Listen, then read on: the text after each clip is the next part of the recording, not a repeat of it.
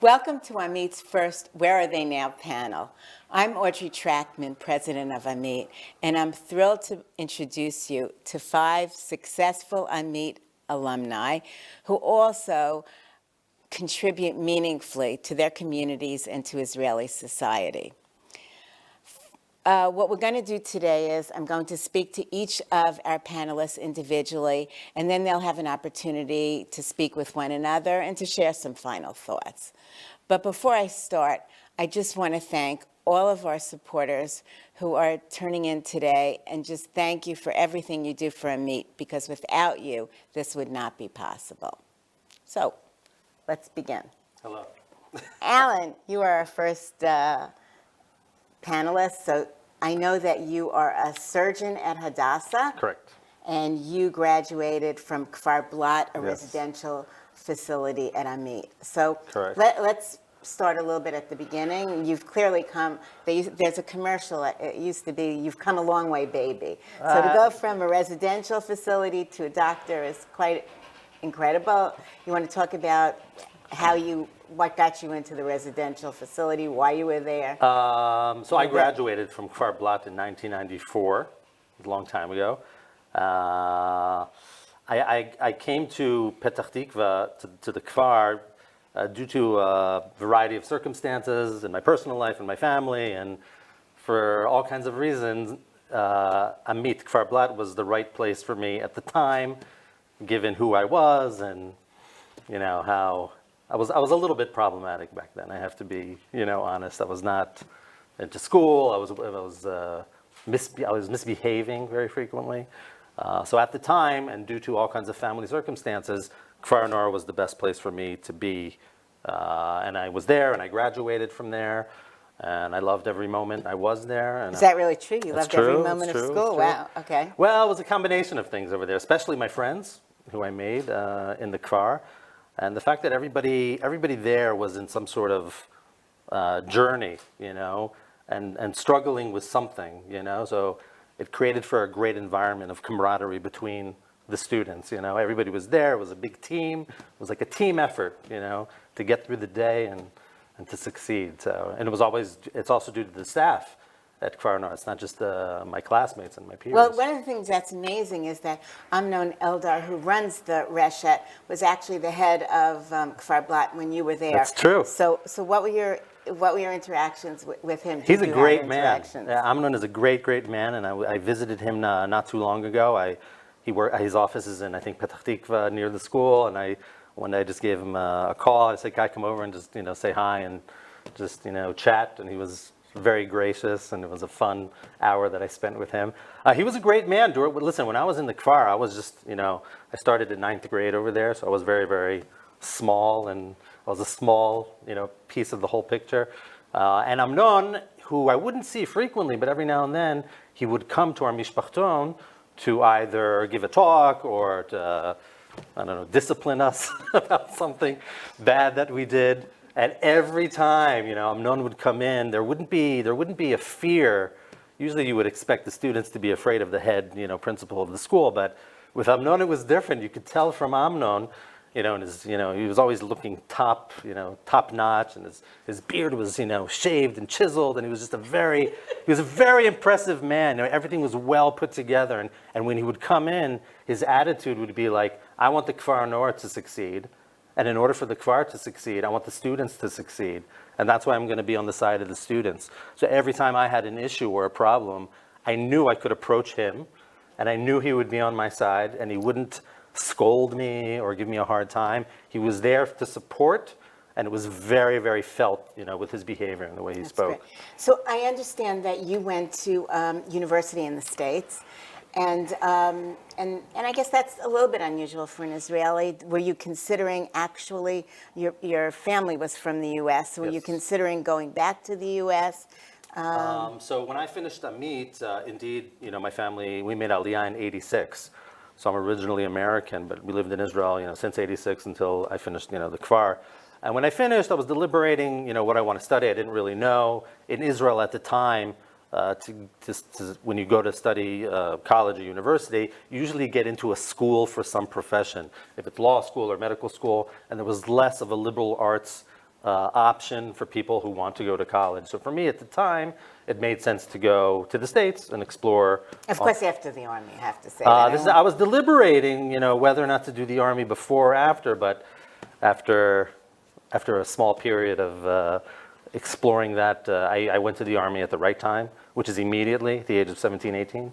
And only after that, I went to the States, and then I went to Rutgers University, and then I transferred to Columbia University, and then I was about to start architecture school, but for some reason medicine made more sense, and then I found out in Israel there's an American medical program in Tel Aviv called Sackler, so I went to that, and then it's a program for American students, and most people go back to America after they study, but a few people, every graduation year, a few people decide to stay in Israel for whatever reason, and I also decided to stay in Israel and pursue my career in medicine in Israel, which I did, which was a great choice. So you've described yourself, obviously, here as having some kind of a problematic youth, and I know most of the kids that end up at Kfar Blad have, discipline problems, issues, and yet to reach, to become a doctor and all that's required in studies and everything, how did you make that switch from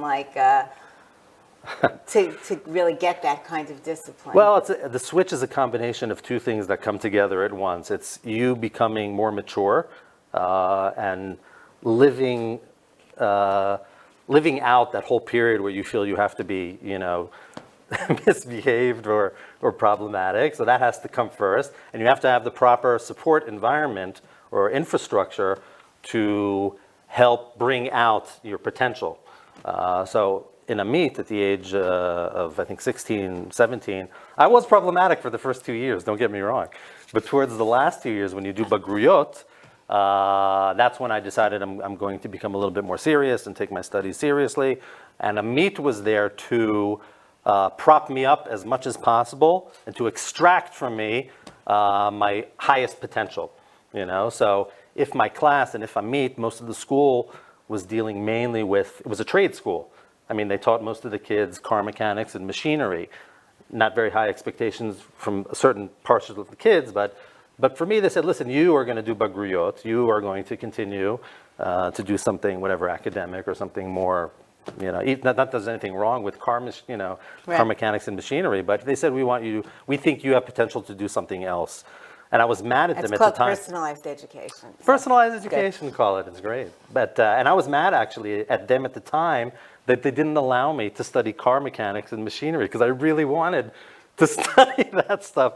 And they were encouraging me, and there was a big, I was very upset at my teacher for that. Today, I saw her a couple of years ago, and I was very, very thankful to her for insisting that I, do Bagrut. So, Alan, I have a quote here that I think is in your bio, that in your plastic surgery, but I understand quite a specific part of plastic surgery, and your quote is, your practice focuses on helping children and adults better exist in society. So Correct. Can you tell us what you do specifically and how that helps people? So recently I came back from Toronto after finishing the 6-year residency program. I did a fellowship in Toronto at Sunnybrook Hospital, where I did a subspecialization in orbitocranial reconstruction. It was reconstruction of the upper face and the skull. And then I came back to Hadassah to serve in that capacity as one of the staff surgeons of the plastic surgery department. So we mainly deal with it's for adults only. We deal with 3 subsets of patients, either patients who have had congenital problems and they weren't resolved when they were kids and now they're adults and they have all kinds of deformities in their face and skull. People who have undergone trauma, accidents and so forth, and they have, acute problems that need reconstruction, or recent problems from trauma. And the third is people who had to undergo some sort of tumor excision in very strategically sensitive places in the face, and we do reconstruction for those people too. So that's the subset of patients who I am tasked with taking from below average to at least average so they can function better in society. That's overall what I do. What is it that you're most proud of that you've done in that practice? Is there anything specific? Listen, surgery in the beginning I didn't feel this way, but surgery is a great field because you have multiple opportunities a day to provide satisfaction to a group of people who are in some sort of trouble or concern or despair. So if your day consists of, hopefully they've been successful, the surgeries, if you can bring happiness to 3 sets of patients with their families and everything, it's a great thing to do, to provide some sort of satisfaction in whatever possible field. For me, it's in the surgical field. To bring that person back to normal is a great thing that you can do for people. And that's what better thing can you do in this world? What better legacy can you leave in this world than doing good for people who need it? Thank you. That's a perfect end to your segment. Thank you. All right. Okay, our next panelist is Leah Yuval. Leah comes from Kiryat Malachi. She's an alumnus of our school there. And I think somewhat unusually, I have to say this, Leah decided to go back to Kiryat Malachi. And Kiryat Malachi is quite a poor development town. And a lot of the people that succeed, unfortunately, choose to live elsewhere. So I think it really says something that you went back there, Leah. Leah is our youngest panelist here. She's still actually in university at the same time. So let's first talk about growing up in Kiryat Malachi and what that was like. So I was actually born in Ethiopia, and I made Aliyah with my mom when I was 2 years old in 1999, not so long ago. And we came to Kiryat Malachi because my family was divided. My mother didn't see the rest of the family for almost 10 years. So Kiryat Malachi was the first option and choice she had. Because there was a large Ethiopian Yes, community. a large Ethiopian, the largest percent of Ethiopian Jews, as far as I know. I think it's still like that. So I'm sure that if she could have investigated before, she will probably choose a different place for me. But I'm actually glad that I grew up in Kiryat Malachi. I went to religious schools my whole life, and I actually obviously went to AMIT high school for 6 years, and it was the best 6 years of my life. I think that Kiryat Malachi, it's the kind of city that teaches you that you don't have everything, not even close to it, but you have all you need to succeed. And it's an important lesson that brought me to where I am today. I wouldn't say I succeeded yet, but I'm on my way there, and I will do anything I need to do in order to get to the goals I put up there. And Kiryat Malachi, AMIT is a very, very, very main place in Kiryat Malachi. There are only 2 schools, one religious and one secular. And AMIT is a place where everyone comes, even secular students. And because it's so small, the city, it affects everything. What I mean by that is going to my school meant that I meet my friends. This is my base, my teachers, the support I need, and the after-school activities and the after-school volunteering and charity I did was based on the values I had in school, because it's the same people that I meet in school. It's the same, sometimes even the same counselors. So the school had a very, very, very big part in all the volunteering we did in the city. So have you encountered racism in Israel? Of course. Of course. And is that something that happened after you were out of Kiryat Malachi, or less in Kiryat Malachi, I imagine? I'm speculating here. But how do you deal with it? Is that something that is just like a little thing, I'm curious about that. So again, in Kiryat Malachi, it's a very big population of Ethiopian Jews and Mizrahi Jews, and not so many Ashkenazi when I think about it, but it's very diverse. And we have shuls of all different religion, of all different ethnicities. And for me, growing up, I knew that I was Ethiopian, black. I was proud of it. I was brought up loving my culture, and obviously speaking Amharic since we made Aliyah. In the first few years, I didn't even know Hebrew. I started speaking Hebrew when I was about 5. And I didn't know what racism was. And actually, I was in the youth council, the student council in AMIT, and then they sent me to the youth council in the city, and I was chosen to be the chairman for 2 years. And as part of my job as a chairman of the youth council in the city, I had to go to those conferences of the southern region and then the national region, the national conferences, and there.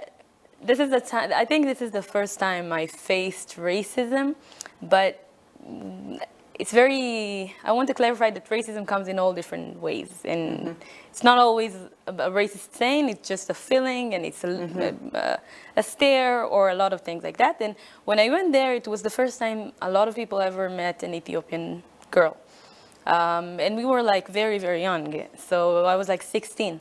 And they asked me a lot of ignorant questions and a lot of questions that I started to ask myself. Who am I? Am I Israeli? Am I Ethiopian? What's come first? And obviously the answer is Israeli before everything. And I think that my mother and also the school that I grew up in was a combination. My mom wanted me to go to AMIT because she knew the values that AMIT have. And in AMIT we studied about my culture. We celebrated the Sigd holiday every year. They gave a lot of room for Ethiopian Jews, probably because we were a lot of Ethiopian Jews in the school, but they gave it such a big part of the history classes and everything that like I felt like it's important and I need to say something about it when I hear something or someone saying something wrong or racist. So I came with confidence to those times of meeting racism, and I understood that I can't change everybody, but it's important to stand up for what you believe as an Ethiopian and just as a human being. That's great. So I'm just want to quote a little bit from your bio. You've been a youth reporter, an emergency volunteer, a commander in Magal. You've described your leadership in the youth movement. So how did you get that kind of energy to really be going for everything? It sounds like you're incredibly active. So I'm the oldest of seven siblings. We're 8 total, and the one after me is 16. So I pretty much I'm the role model of my family, of my siblings, without even choosing to be. It's kind of like a natural thing that happens. So everything I do reminds me that what I choose to do with my life affects not just me, but my whole family. And both of my parents never had any proper education. And it's something that was very important to me. None of my family from my father's side or from my mom's side, like their sibling, none of them went to university or college or anything like that. So I never had someone to ask. I never had someone to consult with. I never had someone that I can just see them and copy them or learn from their mistakes. And it was important to me to be this person for my siblings and my cousins, and even my older aunts and uncles, because it's never too late to get your education. And my aunt is actually starting her education, and she's older than me. So nice. I think that it really affects everything. And growing up in Kiryat Malachi, it's very, very difficult because of the reasons we just spoke about, but also because of the rockets attack we had throughout the years, ever since I was 10. It comes and goes all the time, and every summer, my birthday is July 1st, and I had so many times my birthday was canceled because of the rockets attack, because it usually happens during summer. And I think that it was one thing and another thing and another thing, that for me it was so much to deal with. My family, our economic situation, everything was very complicated. And I think my escape, or the thing that lifted me up, was volunteering and doing charity work and feeling like I'm important and I can influence something or someone else. That's fantastic. One last question. Since you were a student there in the school in Kiryat Malachi and now you're a counselor working with kids, can you just tell me, like, are there big changes? How is the school and the environment different than when you were a kid? How is the school different? Or the population, the school. How do you see yourself now that you're a counselor versus how you saw it as a student? So, as I said, it all started at the school with my teachers, and I can speak about my teachers and cry because they really did help me get to where I am, and especially my principal, Asaf Cohen. He pushed me to do volunteering work and after school work, and emphasized how it's important to do this. Not like it's just as important as school, as grades, as numbers, or even more important than that. And one thing led to another, and they really pushed me and encouraged me. And I was chosen to go to Tucson, Arizona for a year of volunteering in the Jewish community there at 8 different organizations. And it was the best experience of my life. Do you think that kids in Kiryat Malachi now are getting the same kind of experience that you got as a student? And when I came back from there, I really started to see a change, because once I do something or a different person does something for the first time, obviously they break the glass and everyone started to dream, to even dare to dream and do more things. And I think that I'm right now, when I worked at the Kakal Excellent House, I'm not sure how to translate it, I can see the kids dreaming and achieving more goals and doing things that I didn't necessarily dare to do at the time. That's great. Okay, thanks so much. Our next panelist is Rafael Lazaria. Rafael is really a social change agent, a social activist. Rafael is the former deputy mayor of Jerusalem and a former member of the Knesset. She is currently the chair of Chaim V'Sviva, an umbrella organization for a number of environmental organizations. And she is an alumnus of AMIT Rehovot. Okay. Hi. So where did this social activism come from, Rafael? Can you point? Were you socially active in which I guess has a different connotation when you're in high school, but yeah. at AMIT Hallel? So I was always active, always volunteering. Bnei Akiva was a time where all the immigrants came from Ethiopia and from the former USSR, and I was very active there. I think my social activism comes from home. My father made Aliyah from Tunis and my mother from the United States. And I grew up all my life seeing major differences between the families, also the socioeconomic situation, many, many other aspects. And I think that that's what pushed me more than anything to be active and, changing the world, making the world a better place, making Israel a better place.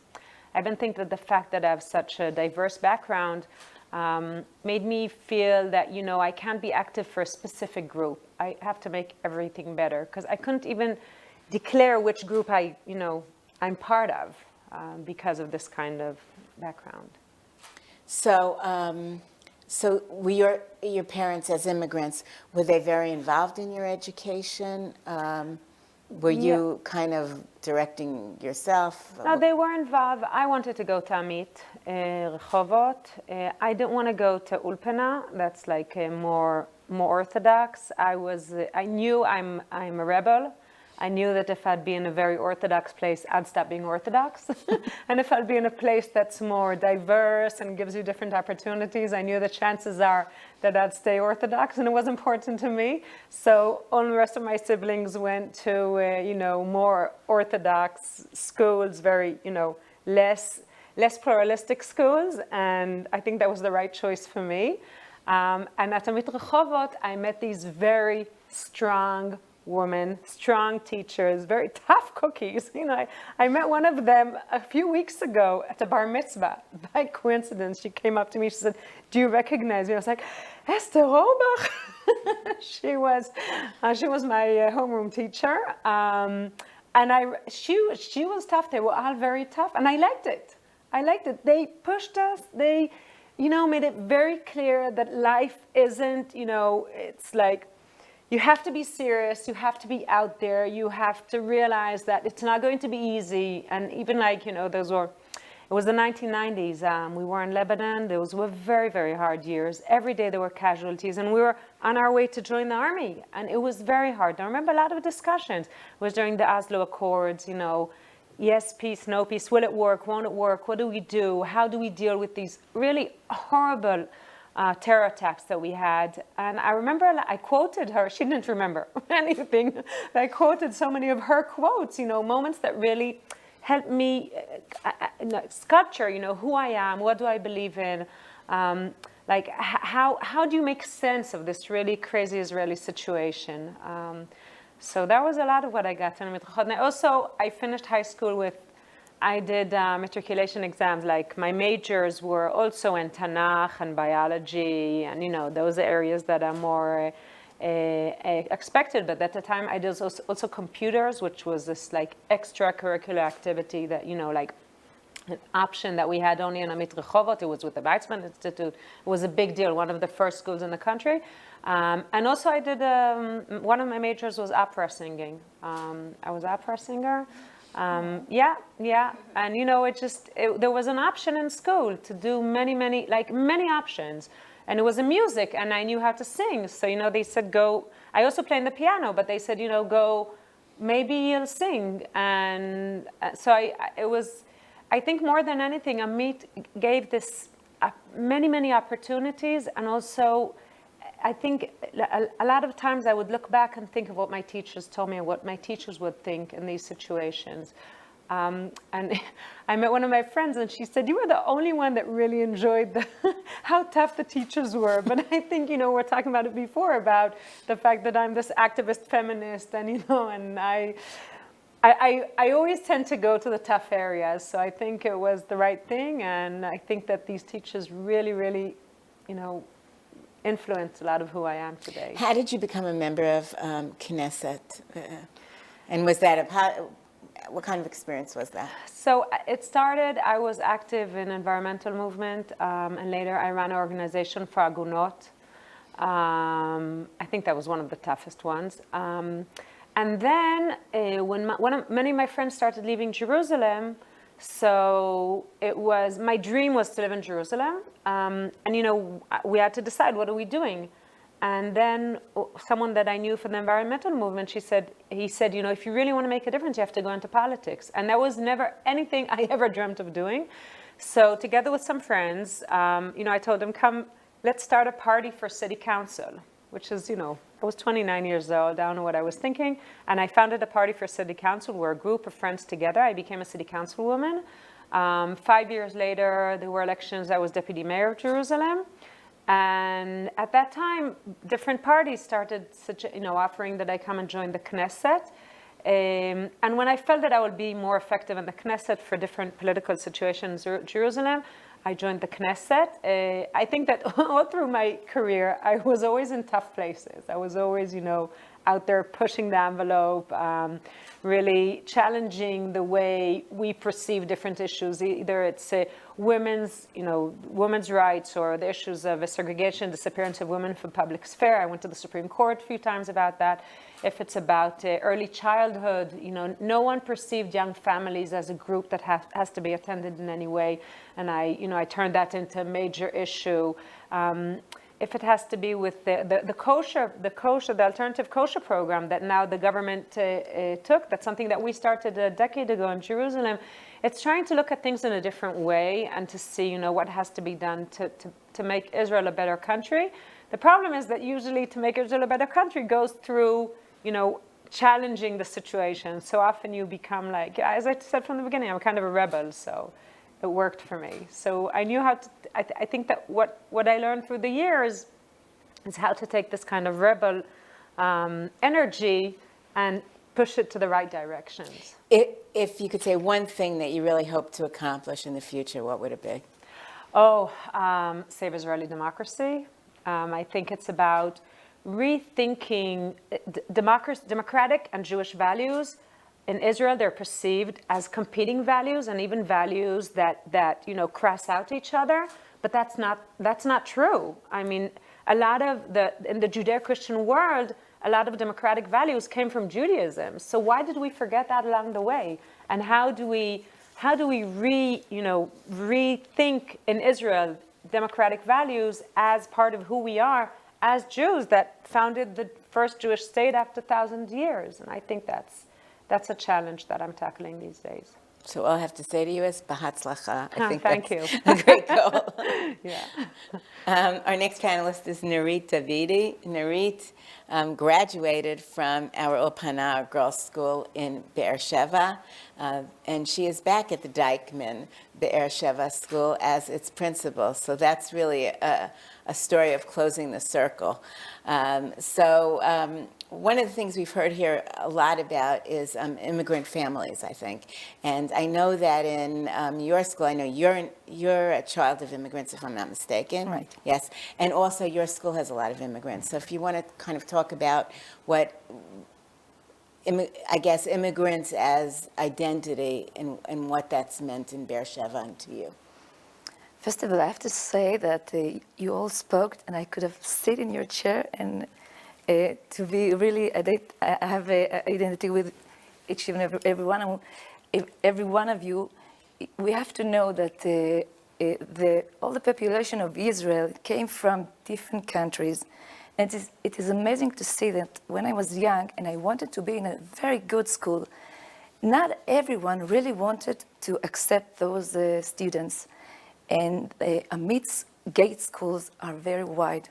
And I'm happy that this is the thing, because in my school, it's the same. In my Ulpana, in the gate, when I'm grieving everyone each morning, I see girls from Ethiopia, from Venezuela, from France, from Russia. And it's amazing to see that our educational community is giving them, as they are, home and place to be and to develop. And I have to say, when I came to my Ulpana, and Michael Benson was my principal, he gave me everything that I could be successful. I remember one day when I wanted so much to go to a journey to Poland, and my parents didn't have the money to give me, so he said, no problem, you want to work? I said, yes. So he said, in your vacation, you are going to be in the school, and we're going to work all summer, and you're going to have the money for the journey. And that's what I did for 2 months in July and August. And everything I wanted to do, he always said, there's no problem. What do you want to do? I want to do 5 units in biology, 5 units in English, everything. He said, no problem. I finished like 45 units in all kinds of subjects. And I have to say, so for me, he wasn't just a principal. He was like a father for me. And even though that I have a very warm family, they came from Morocco, you know, my father and my mother, they were so busy with providing us, and they didn't have the time to see what was our dreams. And the Ulpana AMIT, the name of Dyckman, was the place to really to bring my dreams and to make them come true. And today, as a principal, I have lots of students coming from Ethiopia. And last week, one of them, her name is Lanchi, she knocked on my door and she said, I want to go up from 3 units to 4 units. I remember when I wanted to do it, I had to work very hard cleaning houses in order to pay for a teacher. And today, I must say, I sit on my chair, I'm having chills, and I told her, Lanchi, no problem, we're going to do it together. And today she's in 4 units, she's working very hard. But I see myself in our students every day, every morning, and I want them to be better than me. I don't want them to be good. I want them to be the best women. I want them to have self-confidence.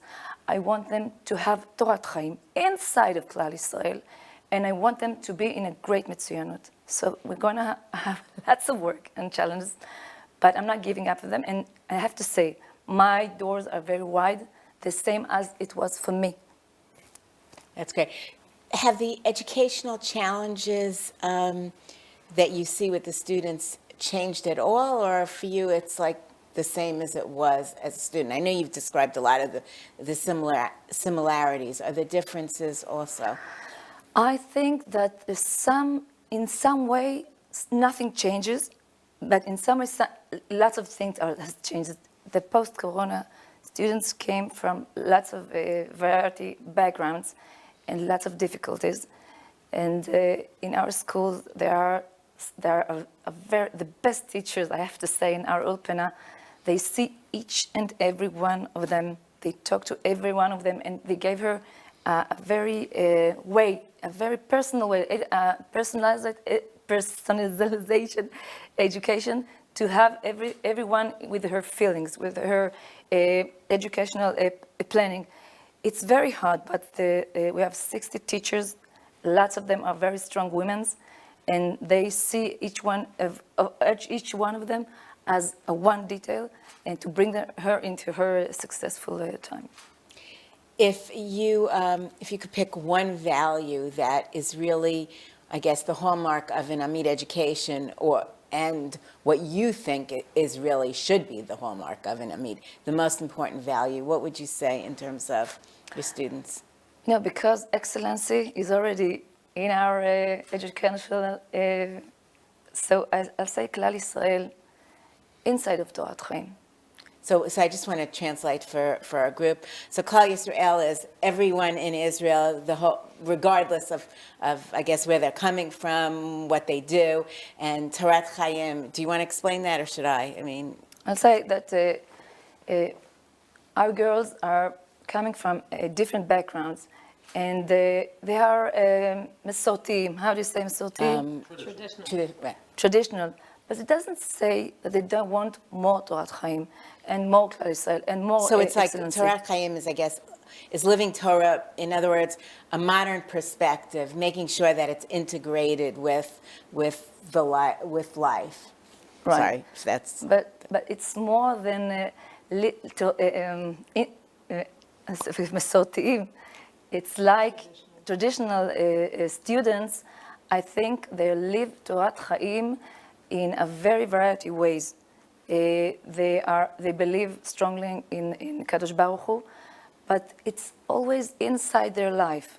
And we have to know how to bring more Torat Chaim in this unique way they want to live. So in other words, reaching them where they are and in their environment. Yeah. Thank you.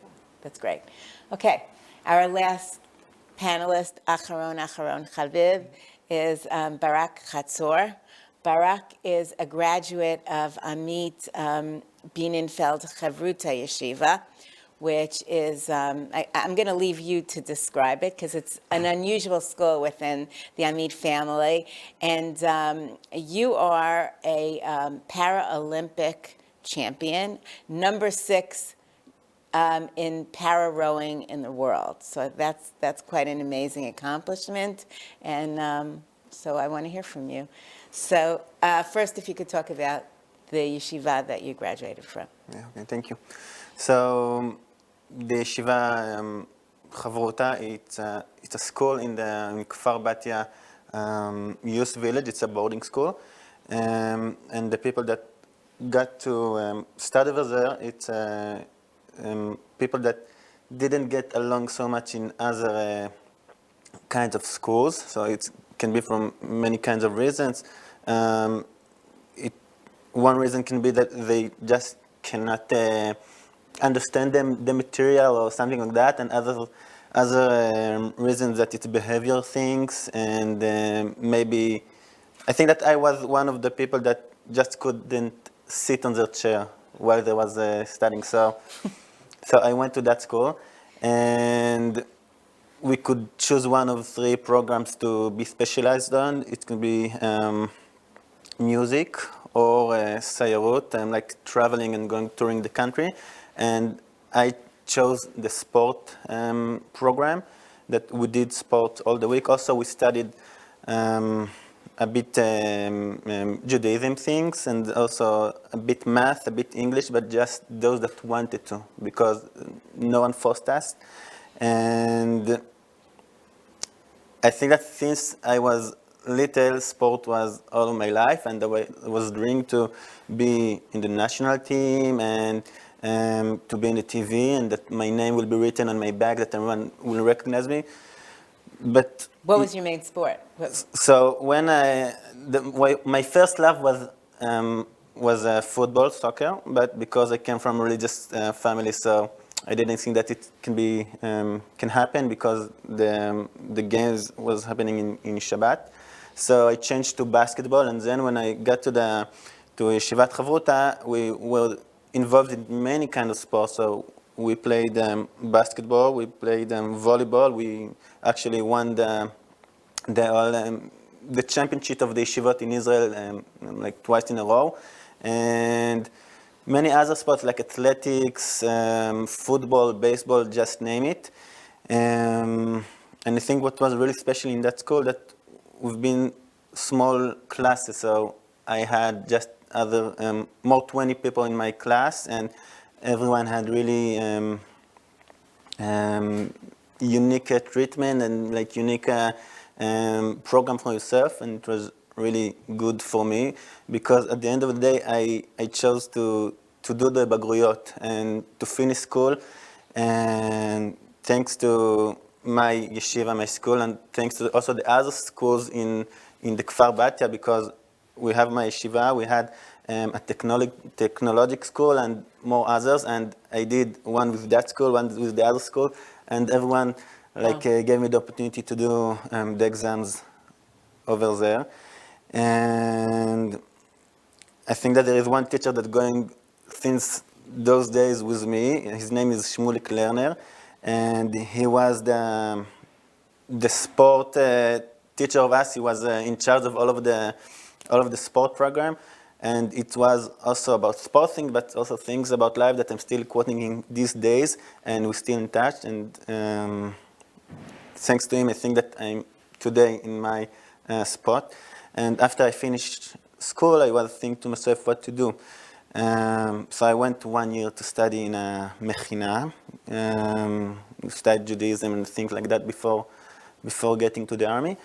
And then I was recruited to the paratroopers in 2005. And in 2006, we went to arrest terrorists that we heard that want to come to Israel to make a terror attack. And in this situation, we're not waiting for them. We're going to arrest them when they're not ready for us. And on our way to the place to arrest them, and we went. I was the driver in one of the vehicles, and we went over an improvised mine, and we got exploded with the car. And I was injured in my legs, both legs. And I remember that during this, when it happened, like I threw myself out of the car because it was a lot of smoke in there, and I was lying out there by myself, wounded. I felt that something happened to my legs. I didn't know really what happened because I just felt at the beginning something, and after it, I couldn't feel anything. And I was there like alone in the field, and I thought that maybe someone will come and kidnap me, and my team wouldn't know that something happened to me. And after the rescue came and the rehabilitation process started, I understood that I'd never been alone. And all the time I had someone with me. And this is a thing that came from back those days, because when you're going to a boarding school, I think that most of the education you get over there, also in the house that you came from, but over there. And I think that in all of my ways in life, people were next to me. And I started my rehabilitation, and I just wanted to come back and play basketball as I did before.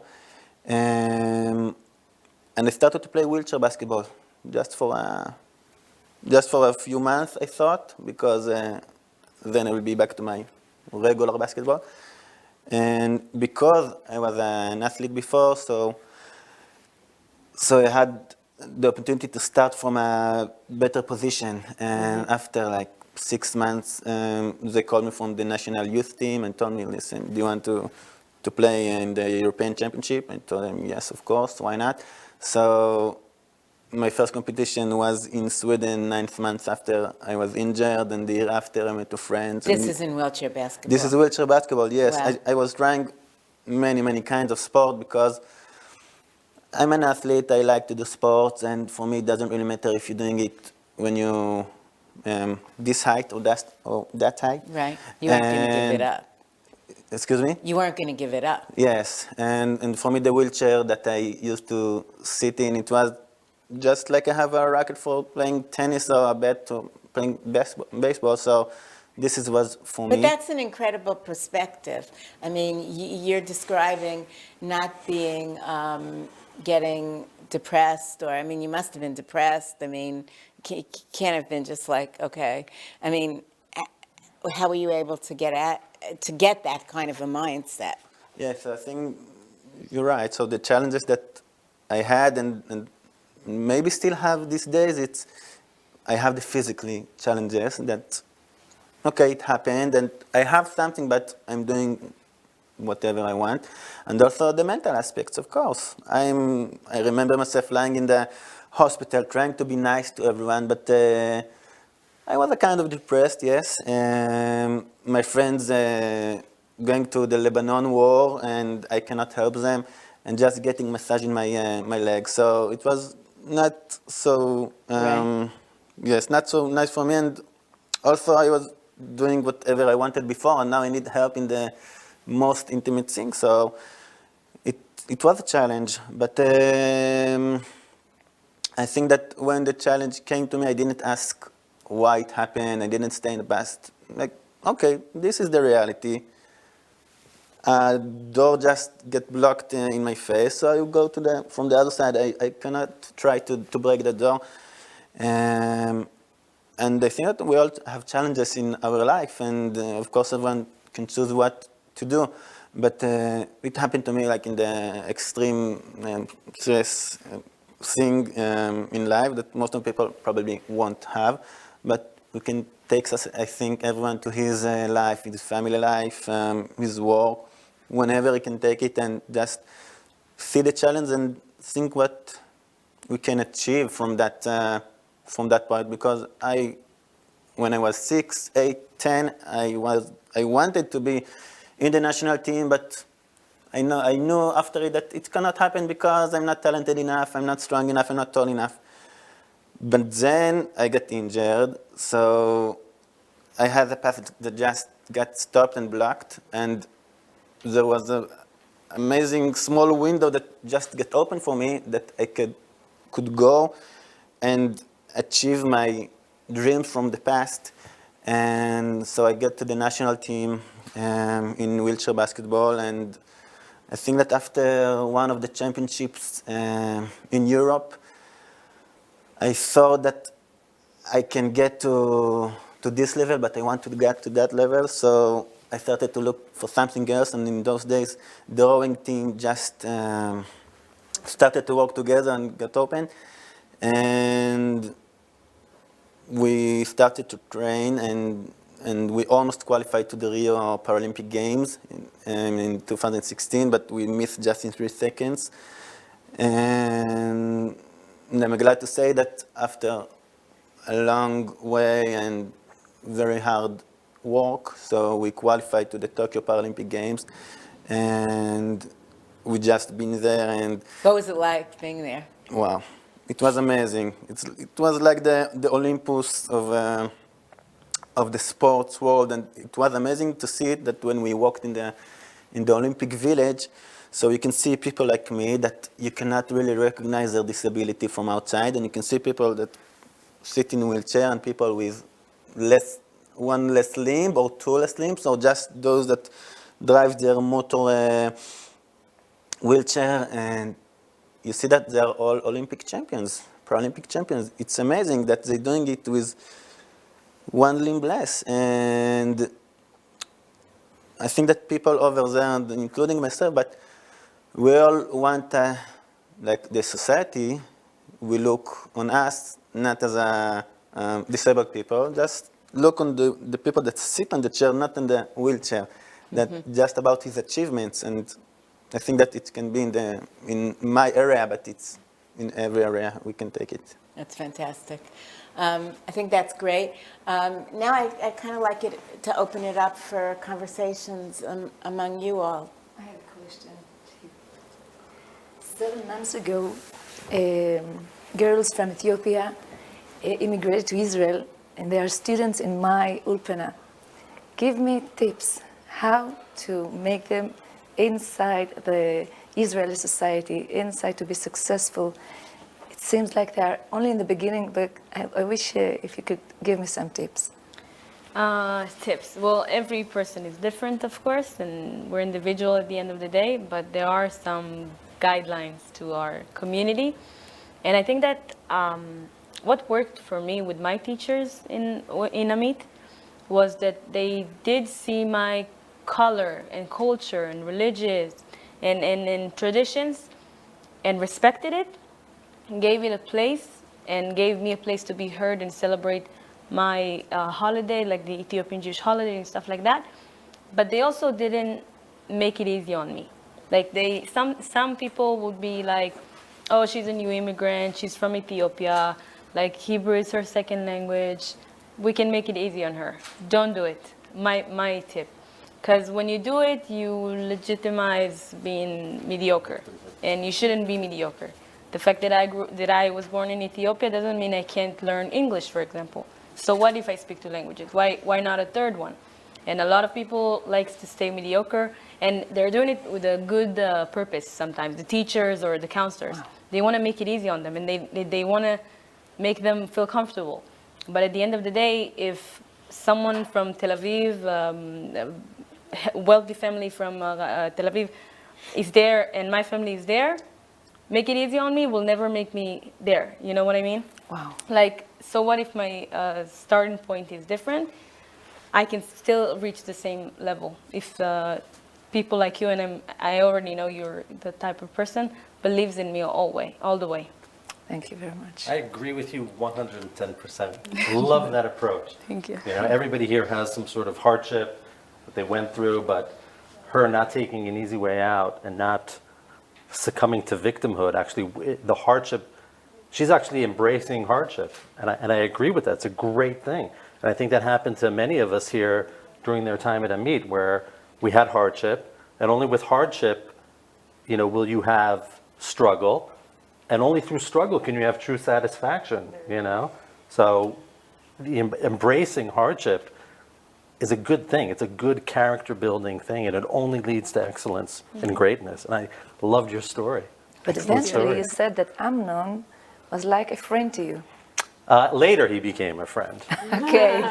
I wouldn't dare try to, you know, chat with him the way I did recently when I was young. No, it was respect. It was a fearful respect, but also I knew that he had my best intentions in mind. So I'll say that I'm having a glass door so that I could see them and their feelings. And sometimes they come to my door like doing this thing, so I have to go out. What is that? What do you mean when they do that? They want me to tell me something, so say, please go out to me. And you go and out all to these them? meetings, so when they're doing it, so. Okay, I get it. That's sweet. That's nice. Any other, I'd love to hear some final reflections, final thoughts, or on Rafael. I think the issue of hardship, and I think also the, you know, pushing you ahead and giving you many opportunities, I think that's something that was very much, and it's interesting because we all come from very different backgrounds and we went to different schools, and you know, and it's interesting to see how our experience of the AMIT school, high school, is actually similar. Yes. And it doesn't, yeah, and that was very interesting. You know, it was even puzzling in a way. And I think that what really the character of the school is, you know, pushing the envelope, you know, thinking, you know, seeing challenges as opportunities, and you know, and knowing that it doesn't have to be easy. I mean, easy isn't good. You know, it can be hard. Yeah. Hard is good, but you know, you have to make sure you get there. So that it was very interesting to see how our stories are so different, but they're actually very, very similar. I agree. Barak, I know that you're a physical therapist now, working with people with challenges, I guess physical challenges. Is there anything specific that you feel you learned from AMIT that really helped you in that way? I think that the thing that you've been seeing, that it's a big thing for me, and we've been a small class and a small school, but as I said before, everyone could be seen. And this is a thing that I'm trying to take to my life, that I'm a team player. I'm trying to see everybody. I'm trying to get to his shoes. And in my professional, in my life, I'm also got the opportunity to be from the other side of the curtain. So I know what is to be a patient, and this is also a place that I'm trying to show to the other side that don't worry, things will be good, things will be okay. And I think that this is one of the things that I got from AMIT. So it really helped me to see other people. Anybody have any? I need to speak to you afterwards. We got a lot in common. I have physiotherapy. We have a lot of people in our plastics department, not necessarily facial injury, but burns and stuff like that. Physiotherapy is really part of our future. So this is great. So this has turned into a professional networking event. I love it. It's for the betterment of Israel. Everybody will benefit. Actually, Everybody benefits. You know that physiotherapy is just not for muscle things or things like that. Also things that happen in the head.